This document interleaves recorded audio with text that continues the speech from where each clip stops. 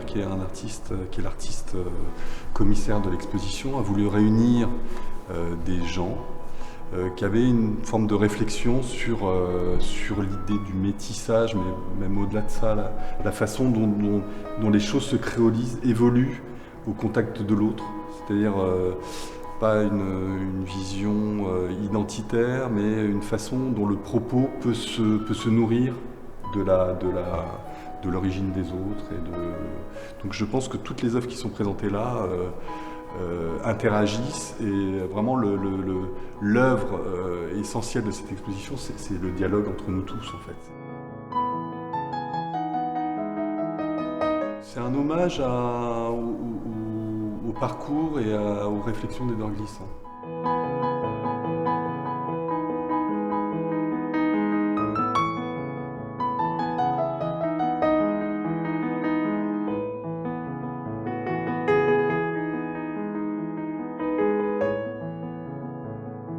Ça évoque une carte en fait, une carte mentale, plus ça s'appelle Terra Incognita, plus l'idée d'une exploration et d'un territoire à découvrir, à décrypter,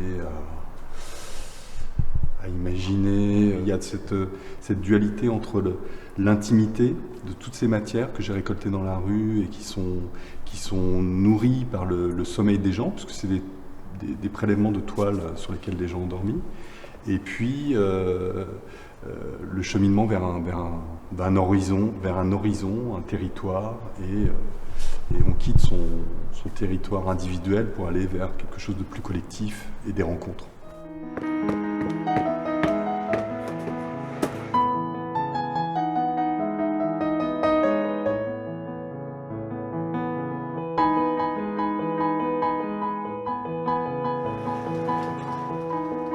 Intégrer tout ce que je peux croiser, tout ce que je peux traverser dans la rue, et puis tout ce qui peut traverser ma vie au quotidien. C'est ça, en général, l'inspiration vient de tout ça, des rencontres, des paysages croisés, des matières vraiment interrogées, parce que quand tu utilises une matière quotidiennement, ou quand tu t'intéresses à des tissus bien spécifiques, là par exemple il y a au milieu des filtres à café, il y a des morceaux de tissu qui sont liés à tout ce que je garde depuis des années, de toiles à matelas, de tissus sur lesquels les gens ont dormi. Donc même si on s'en rend pas forcément compte une fois qu'on voit la pièce finie, moi je trouve que c'est important qu'il y ait cette symbolique-là. Toutes ces matières que j'utilise comme couche de finition de mes sculptures, elles sont issues de ma consommation quotidienne. Donc là, en l'occurrence, c'est coquilles d'œufs, marc de café, fibres végétales, thé vert, tisane. Donc tout ça est amalgamé, et puis après j'arrive à trouver des nuances plus ou moins foncées en fonction de ce qu'il y a en dominant. C'est modelé, ou c'est sculpté, et puis c'est écrasé et c'est séché. Ça, c'est des pièces que j'ai fait plutôt l'été dernier. Donc elles mettent un certain temps à sécher. Pour qu'il n'y ait pas ce côté décomposition, il faut que le séchage soit assez constant et assez rapide. Donc il faut une certaine chaleur. Donc en général, c'est plutôt quand il fait plutôt chaud, fin du printemps et l'été. Voilà, donc comme vous pouvez voir derrière, là, il y a tout un tas de matières que je peux incorporer dans différentes sculptures, et après j'assemble tout ça dans des compositions en fait. C'est une sorte de collage sculptural. Voilà. Donc c'est des fibres végétales, hein. C'est un peu la même chose, sauf que là on aperçoit du chou. Je sais que dans celui-ci, il doit y avoir de la pomme de terre. J'ai des fibres végétales là, qui sont là. Donc je vais... Mais bon, c'est pas trop la saison là, pour que ça se... Donc la matière est assez humide. Voilà, là elle peut être moulée, elle peut sécher. Si jamais par exemple dans cette assiette et que je fais une forme ronde qui va sécher, sauf que bon là ça va mettre des semaines avant que ce soit complètement sec. On peut imaginer que cette matière, elle va... En général, j'incorpore certaines colles avec des colles à l'eau qui permettent de lier un peu les fibres entre elles, de rajouter un liant. Surtout, et c'est les bactéries qui font le travail d'assimilation et à la fois de décomposition et de... Donc ça, en général, quand je l'applique sur une toile, ça donne une coloration. Ça donne il y a aussi du curcuma, ça donne une coloration à la toile, mais par les oxydations, ça donne une présence de couleur, mais c'est pas vraiment de la couleur, puisqu'elle s'estompe. C'est pratiquement impossible de garder les couleurs de ces teintures naturelles.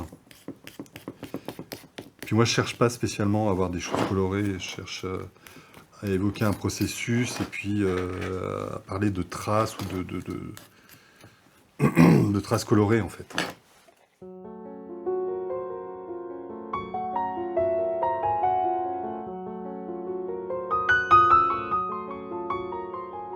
Donc là, je vais mettre une couche d'orange qui va dialoguer avec l'orange de ce reste de béton et de briques.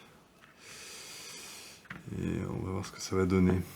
Bon, en général, il faut quand même au moins 3 couches. C'est de la gouache, hein.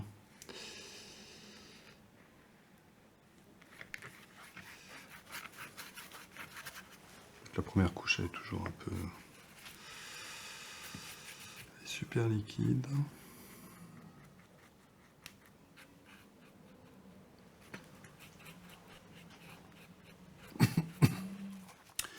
Là, ça s'inscrit dans la série des sculptures. Il y a une dizaine de sculptures qui vont dialoguer les unes avec les autres, qui sont toutes différentes. Elles sont complémentaires les unes des autres.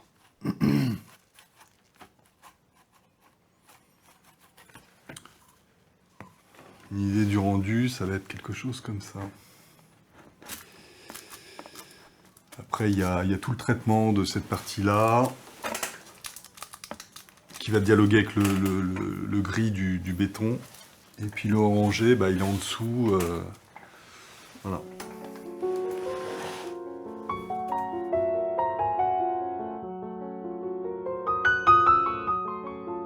Cette boule, elle est nourrie depuis 1992 par tout un tas de choses, des choses qu'on m'a données, des choses que j'ai récupérées dans différents lieux. Il y a à peu près 70 couches différentes depuis 1992. Et là, pour cette nouvelle exposition à Montreuil, au centre Tinous, j'ai décidé de faire plutôt une première étape d'une couche qui évoque un peu la couleur du café, donc la couleur marron. Et puis ça fait le lien avec le travail sur les petits ballons qui sont en train de dériver sur un morceau de bitume. Voilà, les ballons qu'on peut trouver au fond d'un caniveau, quelque chose. Donc ça évoque le jeu, ça évoque la perte, le monde de l'enfance. Voilà. Et puis aussi, ça renvoie beaucoup aux réflexions d'Édouard Glissant, où il part souvent de son expérience, enfin il part exclusivement, je pense, de son rapport à l'enfance, des moments qui l'ont vraiment nourri, structuré. Il parle beaucoup de la Martinique, des rencontres autour de la poésie. Donc il y a un peu tout ça. Il y a le monde de l'enfance, il y a la poésie, il y a la façon de visualiser un ailleurs et de partir de l'individu pour aller vers quelque chose de créatif en dialoguant avec les autres.